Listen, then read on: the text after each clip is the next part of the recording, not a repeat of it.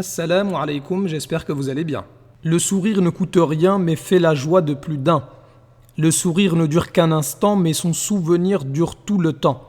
Le sourire est la première action lors de la communication. Plusieurs grandes personnalités ont parlé de l'importance et des effets positifs du sourire. Mais aujourd'hui, nous allons donner la parole à deux hommes qui sont à la base des deux plus grandes religions au monde, Jésus et Mohammed, que la paix et la bénédiction d'Allah soient sur eux. Qu'ont-ils proposé à l'humanité sur l'importance du sourire? Savez-vous combien de fois Jésus a rigolé selon la Bible et combien de fois Jésus a souri selon les évangiles? Eh bien, restez concentrés, le résultat va vous étonner. Tout d'abord, nous devons savoir que la Bible, et en particulier les évangiles, constituent pour les chrétiens une biographie de Jésus dans laquelle plusieurs détails de sa vie sont donnés.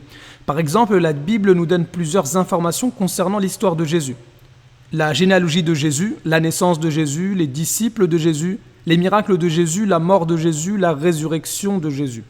La Bible donne aussi plusieurs informations concernant la vie quotidienne de Jésus. Jésus est fatigué, Jésus a soif, Jésus mange, Jésus boit, Jésus dort. Mais la Bible donne aussi plusieurs informations concernant le comportement de Jésus.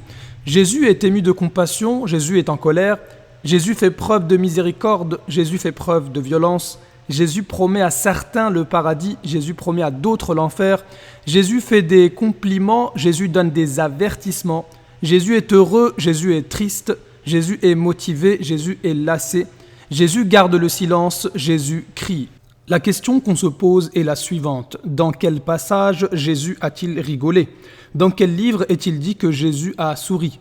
En fait, la Bible nous dit que Jésus incitait les autres à pleurer, mais elle ne nous dit pas que Jésus a incité les autres à sourire.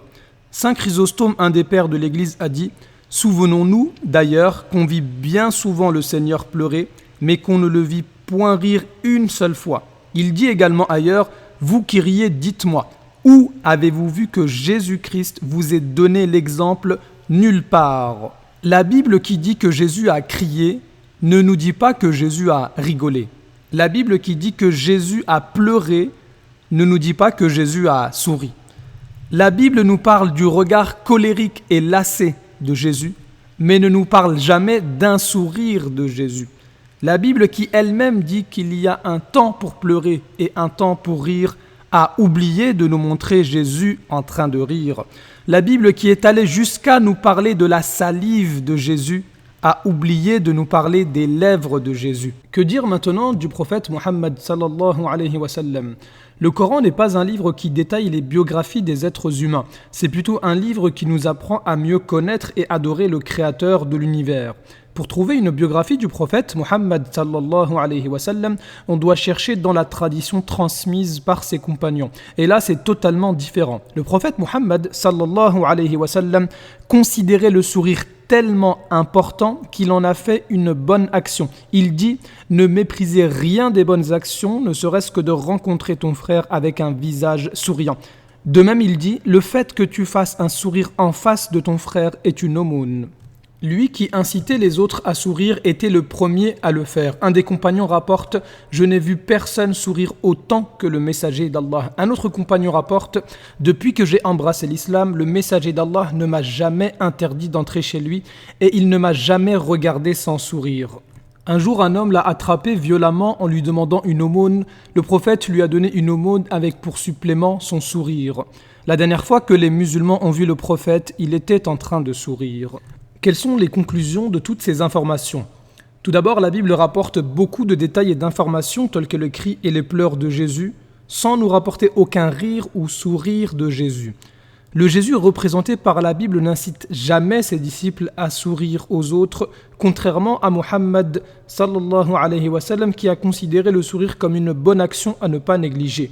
Les chrétiens nous disent que Jésus est le sauveur du monde et que c'est Dieu fait homme, lui qui aurait oublié de faire certains gestes essentiels à l'homme. Les chrétiens se considèrent comme fils de Dieu, mais quelle image rend plus heureux un enfant que le sourire de ses parents? Si vous aimez le sourire, vous aimerez Mohammed. Mais ne vous inquiétez pas, en suivant Mohammed, vous ne reniez pas Jésus, car en islam, Jésus est Mohammed, son frère.